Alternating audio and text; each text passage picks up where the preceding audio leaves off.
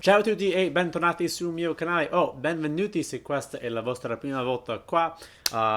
Sono a casa di nuovo perché, a dire il vero, penso che questo video uscirà sì, dopo un altro video su questo canale in cui sembra che io sia in Italia, però non ci sono più, quindi sono qua a casa per parlarvi oggi del mio soggiorno in Italia.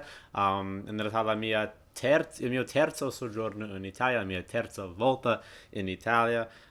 Quindi sì, oggi voglio parlarvelo e quindi sì, iniziamo subito con il video. Come ho già detto, adesso sono a casa e sono appena stato in Italia per la mia terza volta. 3 volte in Italia in totale, quindi ovviamente mi piace molto il paese. E se non è ovvio perché questa è la vostra prima volta qua, mi piace tantissimo la cultura, la lingua, la gente, eccetera, tutte le cose italiane. Comunque, sì, in totale ormai ho passato 108 giorni in Italia e in totale sono stato in 10 regioni e circa 40 città o luoghi. Sì, non sono uno straniero, anche se sono uno straniero non mi sento proprio come uno straniero quando sono in Italia. Forse mi considererei tipo un mezzo straniero, non so, anche perché ovviamente parlo la lingua. Quindi ormai ho passato un po' di tempo in Italia e quando sono atterrato a Malpensa, a Milano, l'8 luglio, mi sentivo proprio a casa perché era ormai la mia terza volta a Malpensa, quindi tutto era un po' familiare e ovviamente dopo 3 anni di studiare la lingua e di aver passato così tanto tempo con la lingua, non mi sentivo per niente tipo in ansia o nervoso per niente per usare la lingua proprio con la dogana, con tutte le cose per chiedere informazioni alla gente in aeroporto, eccetera, tutto così. Praticamente mi sentivo proprio, non so, a casa. E sì, questa era una cosa che mi ha fatto piacere. E niente, ho iniziato subito il viaggio. Forse dovrei parlarvi un po', fare tipo un po' di un riassunto. Praticamente ho iniziato il viaggio a Milano e poi ho passato un po' di settimana in Liguria, la mia prima volta in Liguria, e poi ho finito il viaggio a Roma, una delle mie città preferite. Quindi sì, questo è stato il viaggio: Milano, a Liguria e poi a Roma. E praticamente ho passato tutto il tempo a Milano e a Roma con i miei amici e ho passato tipo il mezzo del viaggio da solo in Liguria tra Genova. In realtà a Genova ero con un'amica. Quindi ero da solo a Chiavari. No, anche a Chiavari ho passato un po' di tempo con la mia mamma ospitante e un fratello ospitante da quando da quando ho vissuto in Brescia con la mia famiglia ospitante.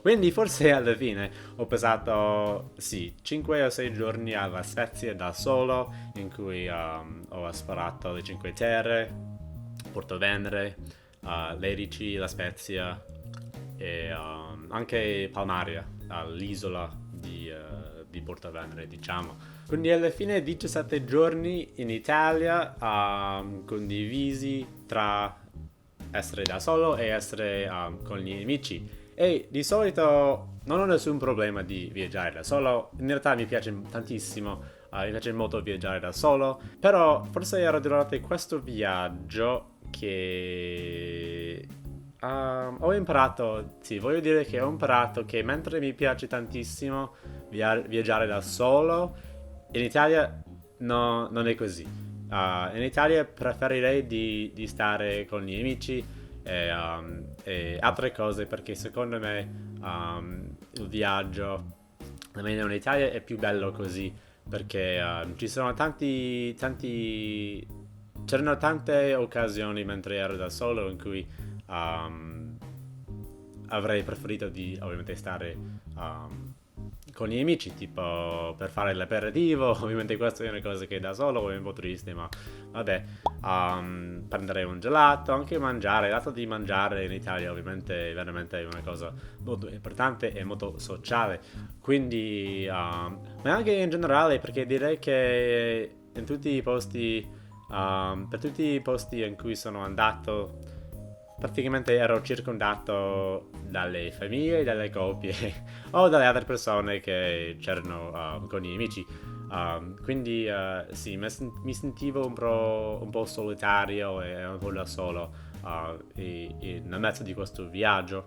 E un'altra cosa che questo viaggio, perché questo viaggio era il mio terzo viaggio in Italia, tipo nel terzo anno, tipo 3 anni di fila in cui ci vado, non ero proprio sicuro di come mi sarei sentito di tornarci. E di nuovo, forse alla fine non dovrei essere sorpreso, però sì, di nuovo sono ancora innamorato del paese, di tutto, quindi questo era un'altra cosa da notare, da imparare, voglio dire, non lo so.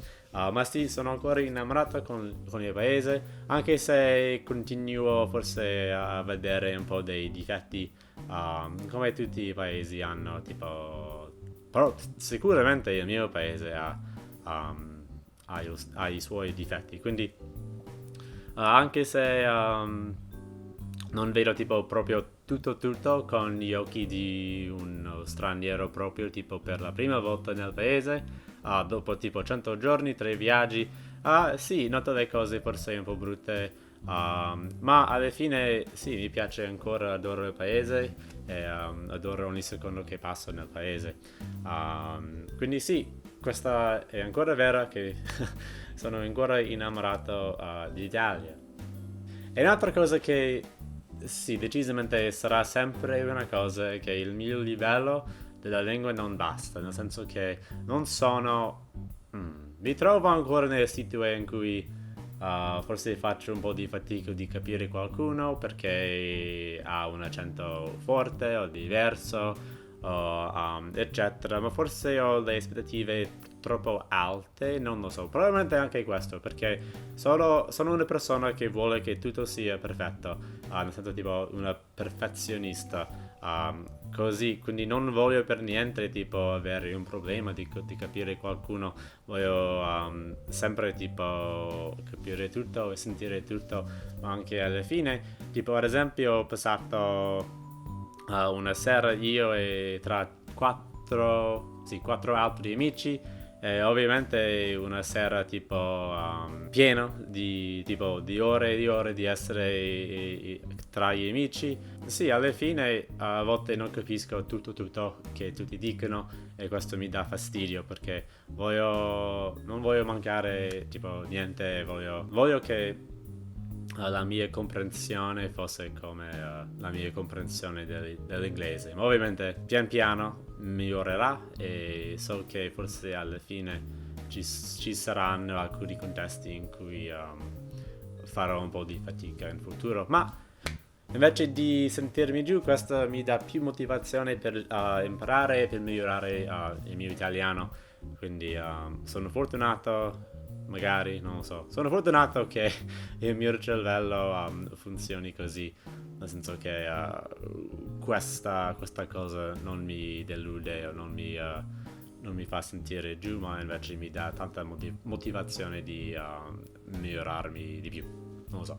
Un'altra cosa è che sono sempre tipo colpito ogni volta che sono in Italia, praticamente ogni luogo in cui vado, in cui vado, è che tutto è molto bello. E questa volta ho passato un giorno a Chiavari in Liguria e la chiesa lì è proprio mozzafiato. È tipo, è sempre questa cosa con le chiese, ma anche tipo nella natura, in tutto in Italia, a dire il vero. Tipo un paese molto piccolo come Chiavari, che ha una chiesa tipo grande, ma anche tipo mozzafiato e sforzosa, tipo È sempre una cosa che mi colpisce perché qua negli Stati Uniti quando si va in un posto un po' generico o un po' piccolo, tipo nel mezzo di nulla, un posto come qualsiasi posto, non c'è di solito niente di speciale, ma invece in Italia è sempre così che ci sono le cose speciali.